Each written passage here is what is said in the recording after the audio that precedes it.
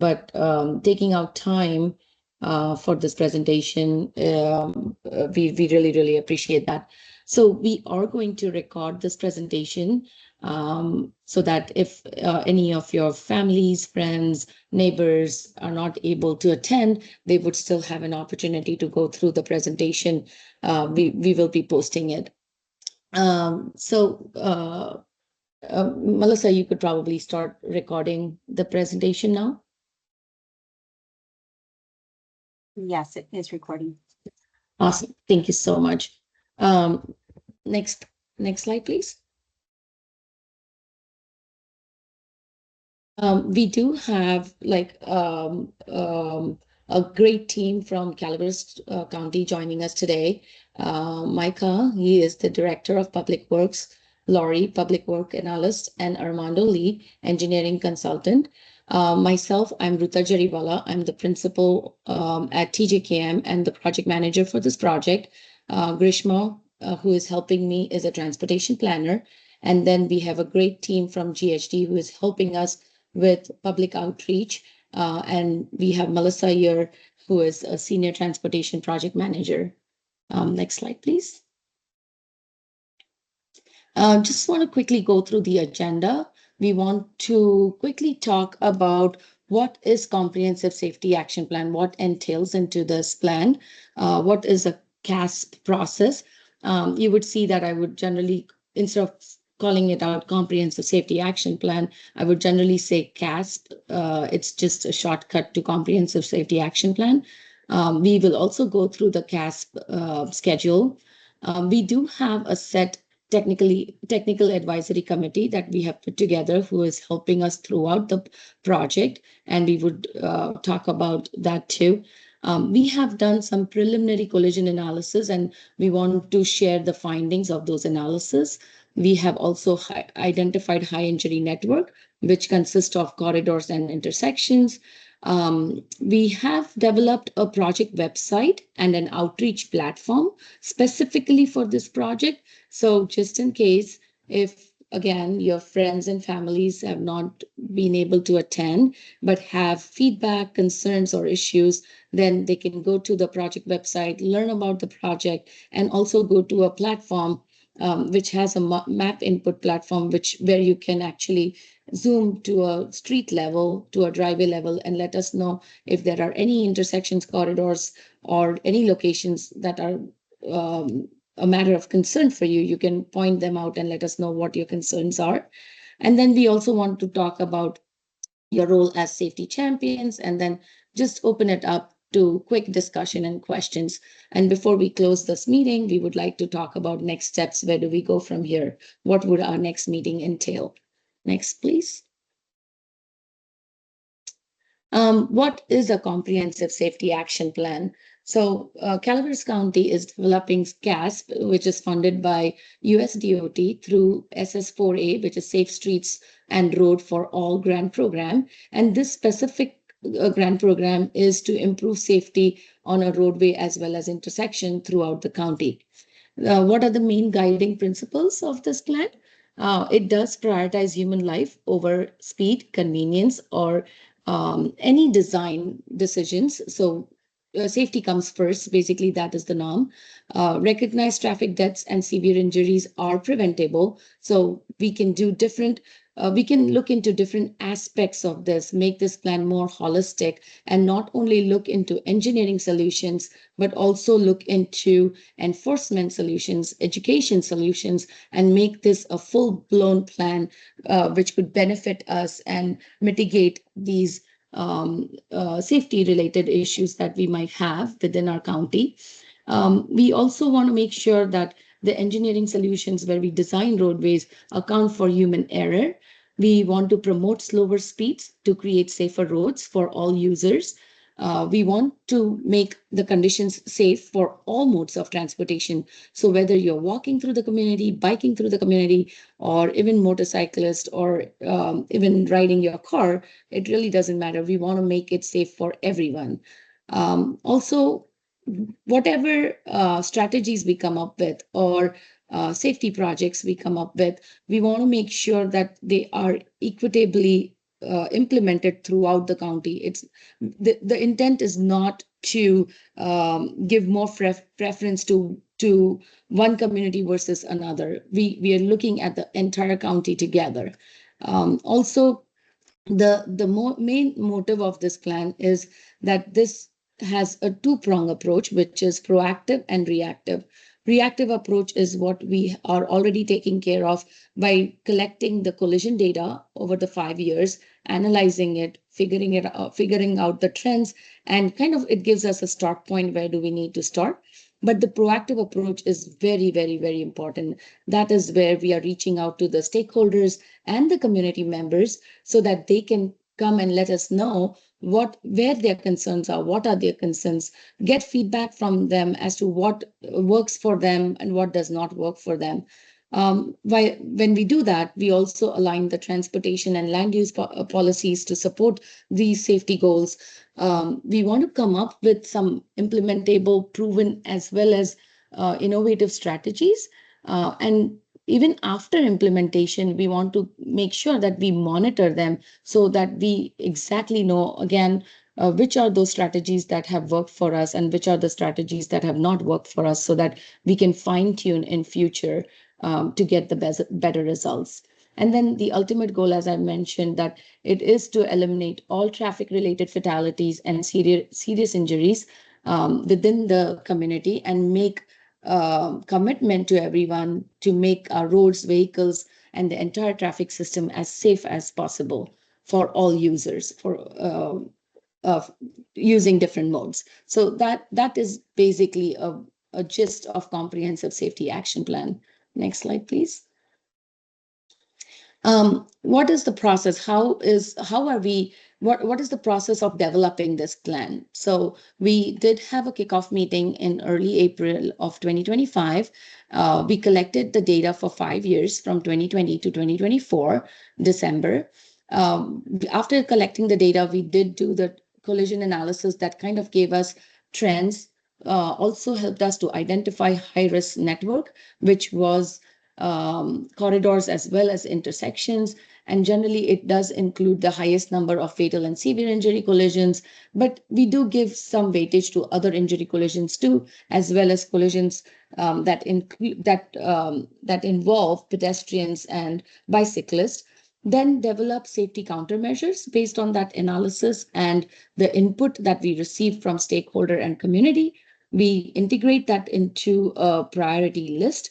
Again, we'll have a roster of projects, but we do need funds to implement these projects, and not all the projects can be implemented together. So it's very important that we prioritize these projects so that we can go after the funds in a hierarchical order and apply to get funds to implement them, and then develop a draft plan.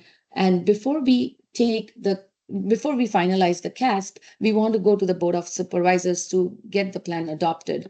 Again, it is very, very important that this plan is adopted, because one of the prerequisites to go after these grant funds is having a fully adopted plan. Only then you can go after some of the grant funding mechanisms that would help you to get those funds for implementation.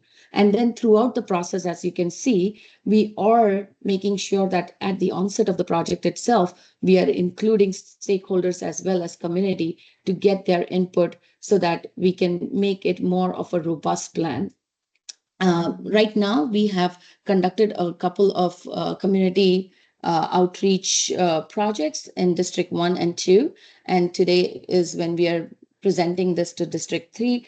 We also hosted a stakeholder meeting yesterday. So all this process is just started. So please let everyone know and let us know what your concerns are so that we can include that in the plan before finalizing it. Next, please. Again, this is pretty much everything that I spoke about on the previous slide, that we have conducted a few meetings already, District 1 and District 2, and stakeholder meeting. We are kind of going to have a few more meetings in winter of this year. And also, we are planning to take the plan for adoption in summer of 2026. So please do visit our website and stay up to date on the process of this plan, and different meetings that are different upcoming meetings. Next, please. Um, uh, just like I mentioned, that we do have a team of stakeholders, the Technical Advisory Committee, and this team is actually made up of multiple agencies, and we do have representatives from these agencies, and these agencies include Calaveras County Planning Department, Board of Supervisors of different districts, a representative from County School District, Senior Services, Fire Department, Office of Emergency Service, California Highway Patrol, the CHP, City of Angels Camp, and then other communities like Rancho Calaveras, Arnold, Valley Springs, and so on. So we do have representatives from their planning and engineering departments and groups too. And this kind of shows that we're kind of bringing a lot of people together so that we not only look into engineering solution, but also if there are possible enforcement and education solutions, then we do tie that up in this plan too. Next, please. Um, Starting from this slide, it's a little bit diving into the technicality of this project. Like I said, that this is a part of the reactive approach. We do need to start somewhere. We need to understand our area and kind of figure out where these problems or issues already created, basically in terms of collisions, where these collisions have already, where we are seeing these collisions within our county. So we took 5 years worth of data, 2020 to 2024, and as you can see on the map on your right hand side, these are the locations where we have seen all injury collisions, and these injury collisions include fatal collisions, severe injury, visible injury, and complaint of pain. Within our county, we have seen 356 injury collisions, and 6% of them, which is 21, contribute to fatal collisions, 21% contribute to severe injury collisions, 46% contribute to visible injury, and 27 contribute to complaint of pain. One thing to note is that these are all county-owned corridors and intersections. We have not considered collision data on Caltrans maintained facilities like SR4, SR12, 26, and 49. They were not considered as part of this analysis. Next, please. This map shows just killed and severe injury collisions. I would say killed and severe, fatal and severe injury, or KSI. They all mean the same, but we have seen that through these 5 years, there are 96 KSI collisions, 21 out of which 21 led to fatal collisions and 75 to severe injury. And we also looked at the yearly trend. As you can see, it's kind of pretty constant, but 2023 kind of rose up with 82 injury collisions. And in 2023, we saw that out of those 82, 22 led to KSIs. So just a kind of a brief gist of what we are looking at from the data. Next, please.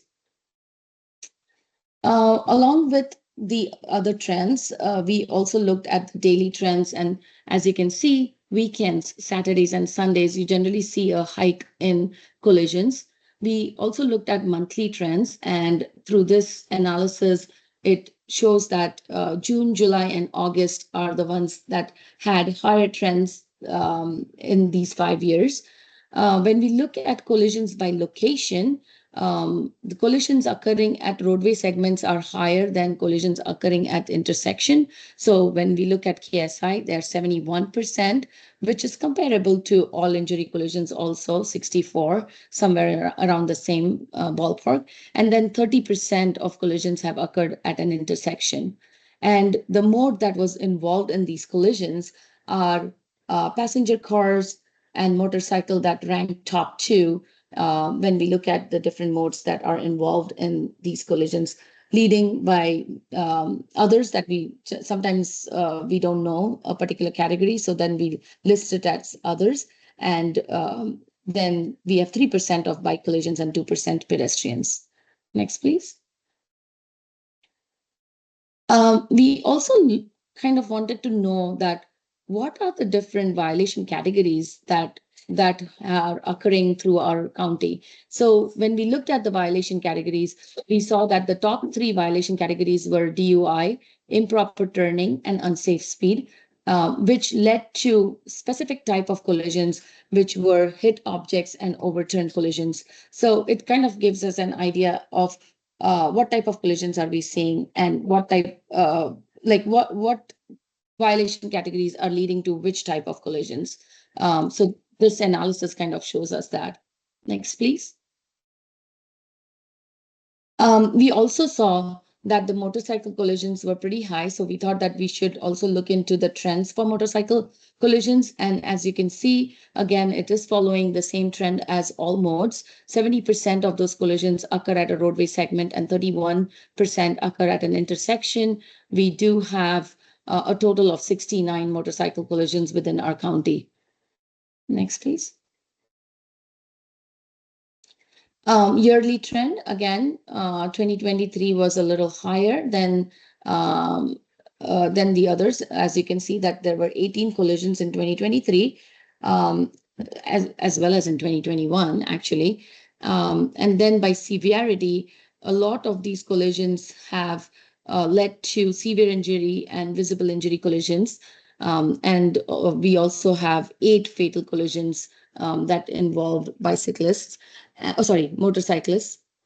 And when we look at collision by lighting, 72% of these collisions occurred during daylight and 30% occurred at nighttime with no street lights. So again, something that we will dive into and see which are those locations and what can be done at those locations where we have collisions but no street lights. Next, please.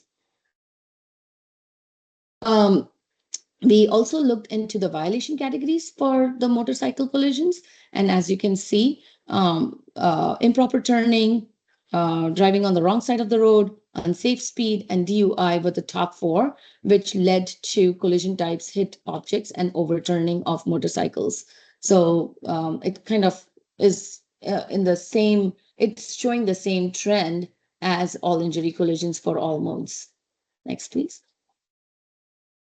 Um, Now, just if we just focus on the collisions within District 3, so whatever we have done for the entire county, we also did the similar analysis only focusing on District 3. So out of the total collisions that we have seen, 41 collisions are within District 3, which contributes to 5% of fatal collisions, 17% of severe injury, 49% of visible injury, and 29% of complaint of pain. Next, please. Again, the trend, pretty constant, but 2021 was higher with respect to all injury collisions. And then again, we have 78% of collisions occurring on roadway segments versus 22 on intersections, same ballpark. And then collision by mode, passenger cars and motorcycles rank higher than the other modes. Next, please.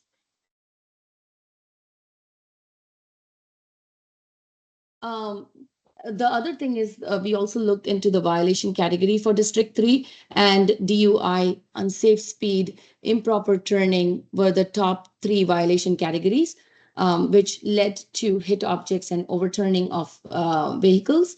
And then lighting conditions, as you can see, there were 80% of these collisions occurred during daylight and 20% during the dusk and dawn.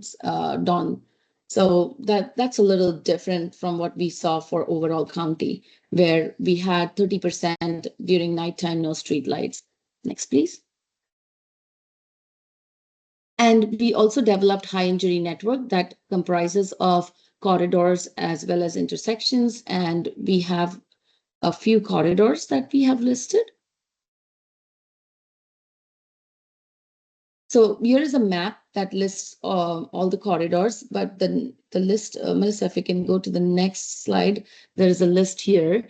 So we have identified 10 corridors, and the top three are Little John Road, Baldwin Street, and Railroad Flat Road. I'm not going to go through all of them, but those are the top three corridors within District 3 that we are going to look into or dive into. But not to say that we are not going to look into the other ones, but just the top three are the ones that you see up there. Next, please. With that, I would like to hand it over to Melissa. Awesome. Thank you, Ruta. So for the plan, the county has created a web page accessible via the link shown below, safestreets.calaveras.gov.us, as well as via the QR code below. So if you have a smartphone, you can hold it up to the image and it will automatically link you to the project website. So on the project website, we provide general information about comprehensive safety action plans, including FAQs. And specific to this plan, the project timeline is listed, the project documents are listed, as well as details for upcoming public meetings. As Ruta mentioned, this is our third community meeting with an additional 2 meetings scheduled in the next 2 weeks. And this is our first round of community outreach. And later on in the project development process, we will go back to the community for in-person meetings as well. So another feature of the website is it includes a how you can help section where you can provide your input in 3 different ways: via a survey, via the interactive map, and via a project sign-up sheet. So as Rita mentioned, in addition to the collision analysis, public input from the survey and the interactive map will be key in the development of the safety countermeasures for the plan.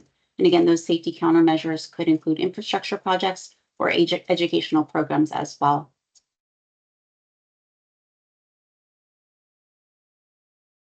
So for this next slide, I'm going to conduct a live demonstration of the interactive map.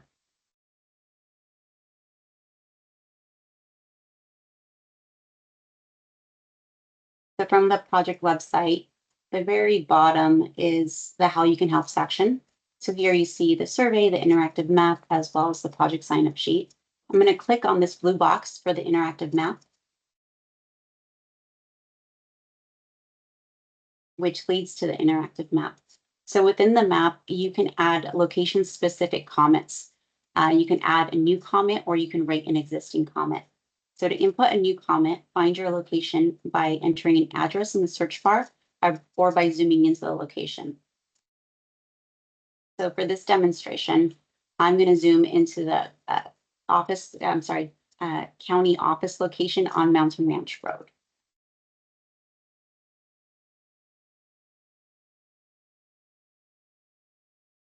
So for purposes of this demonstration, let's suppose that my issue is from this driveway or in this general vicinity as a pedestrian, I feel unsafe crossing from the north side of the street to the south side of the street due to high-speed traffic on Mountain Ranch Road in the southbound direction. So to input that comment, what I would do is click on this add marker green button right here and drop the marker in my location. And then I would fill out the information shown in this pop-out. So the first thing is to select my comment category. Here you see the categories that are available. Again, there you could input a walking comment, a bicycling comment, driving, motorcycling, issues related to kids and schools or safety. For my example, I'm going to select walking, and then you input your comment. So in this example, I would say something like unsafe crossing due to high speed cars. And then you input your email address, and you also have the option to upload a picture if you desire. And then just to submit your comment, you select the submit button. So as I mentioned, you can also rate existing comments. So to do that, you just click on any of these icons. Click on this one. So here you can say that it's a driving, you can see that it is a driving comment, and the comment reads, pulling out onto the highway from the high school. So this user feels that that's a comment, an unsafe issue in the corridor. So I can either agree with that comment by selecting the upvote, or I can disagree by selecting the downvote.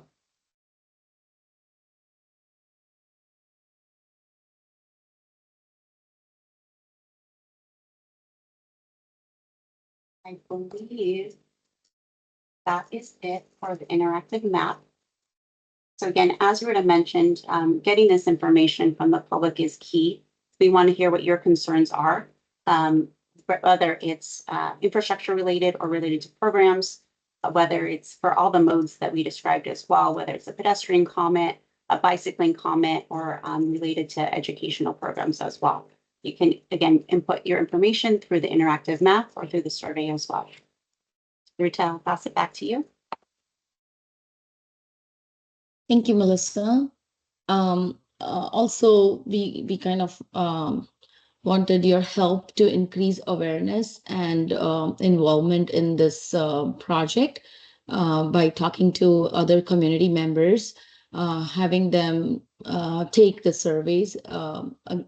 Just like we have mentioned it over and over again, I think I'm reiterating myself, but hearing from you is very, very important for this project so that we know exactly where the issues are, what can we do to implement some of these safety projects and make our county come closer to kind of a vision zero kind of thing where we do not have any fatal or severe injury collisions at least.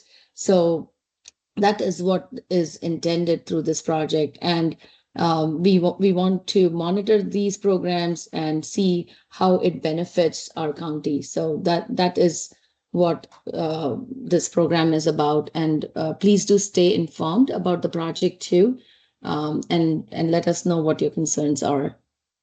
Next, please. With that, would we like to open up to Q&A, or do we want to do next steps first?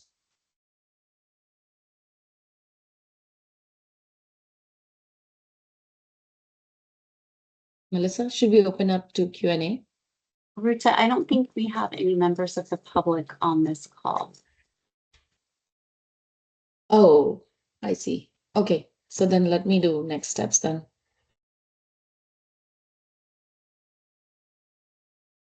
So the next steps, we will be identifying collision profiles and start to consider countermeasures and other safety strategies or safety projects. We will also identify priority projects and their locations. And then the second round of meeting would be to gather additional feedback and comment from the community. Thank you so much for your time and for attending this meeting.